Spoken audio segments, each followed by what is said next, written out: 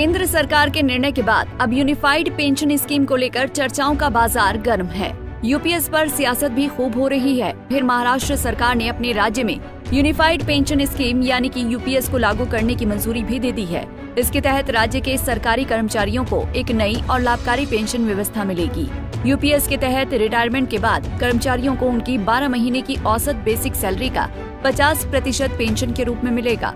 लेकिन इस नई स्कीम के आने से सरकारी खजाने पर कितना लोड पड़ेगा, ये भी एक सवाल है। केंद्र सरकार ने यूनिफाइड पेंशन स्कीम यानी कि यूपीएस को मंजूरी दे दी है, जिसके जरिए सरकारी कर्मचारियों को रिटायरमेंट के बाद पेंशन मिलेगी। ये स्कीम 1 अप्रैल 2025 से लागू हो जाएगी। जहां इस स्कीम की तुलना पुरानी पेंशन स्कीम यानी कि ओपीएस से हो रही है, तो वहीं कुछ लोगों ने कहा है कि इससे सरकारी खजाने पर बोझ बढ़ेगा। तो एक तरफ यूपीएस को लेकर विरोध के स्वर भी उठने लगे हैं। कांग्रेस ने कहा है कि अगर उसकी सरकार बनेगी तो वो यूपीएस को खत्म करके ओपीएस लेकर आएगी। लेकिन यूपीएस लागू होने के बाद सरकारी खजाने पर हर साल 6,250 करोड़ रुपए का अतिरिक्त बोझ पड़ेगा। इस योजना का फायदा 23 लाख सरकारी कर्मचारियों को होगा। अब यूपीएस स्कीम को लेकर राजनीति भी खूब होने लगी है। केंद्र की इस योजना को अपने राज्य में लागू करने वाला महाराष्ट्र पहला राज्य बन गया है।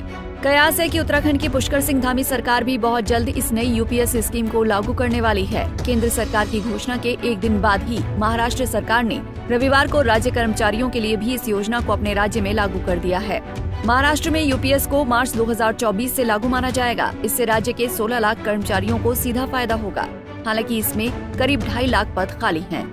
बता दें कि केंद्र सरकार की ओर से यूनिफाइड पेंशन स्कीम की शुरुआत की गई है। इस योजना को एनपीएस यानी कि पुरानी पेंशन व्यवस्था को समाप्त कर लाया गया है।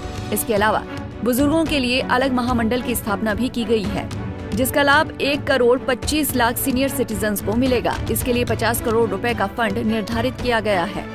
बता दें कि इस योजना के शुरू होने से राज्य कर्मचारियों की पेंशन महंगाई के अनुसार समय समय पर बढ़ाई जाएगी। इसके अलावा यदि किसी कर्मचारी की मृत्यु हो जाती है तो उसके परिवार को पेंशन का 60% हिस्सा मिलेगा।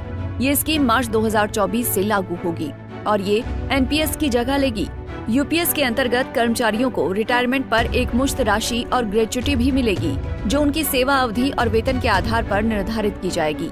इस मुद्दे पर अब विपक्ष के लोग सरकार को घेरने में कोई कोर कसर नहीं छोड़ रहे हैं। केंद्र सरकार द्वारा सरकारी कर्मचारियों के लिए एकीकृत पेंशन योजना यूपीएस की घोषणा पर महाराष्ट्र कांग्रेस अध्यक्ष नाना पटोले ने कहा, केंद्र सरकार पुरानी पेंशन योजना क्यों लागू नहीं कर रही है। कांग्रेस पार्टी मांग करती है कि पुरानी पेंशन योजना लागू की जानी चाहिए।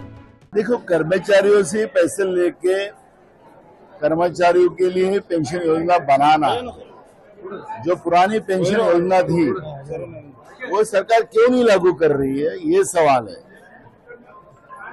जो नरेंद्र मोदी की सरकार जब से आई तब से जो बनियागिरी शुरू है, किसानों से भी उन्हें वही काम किया, गरीबों से और मध्यम वर्गीयों से भी वही काम किया, कर्मचारियों से भी वही काम कर रहे हैं। और इसलिए पुरानी पेंशन का जो स्कीम था वही लागू करना चाहिए, ये कांग्रेस की मांग है।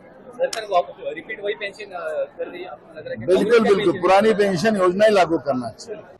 वहीं महाराष्ट्र में एनसीपी पार्टी से विधायक रोहित पवार ने कहा है कि अगर कर्मचारी इस योजना का स्वागत कर रहे हैं तो हमें भी इस योजना को स्वीकार करना चाहिए।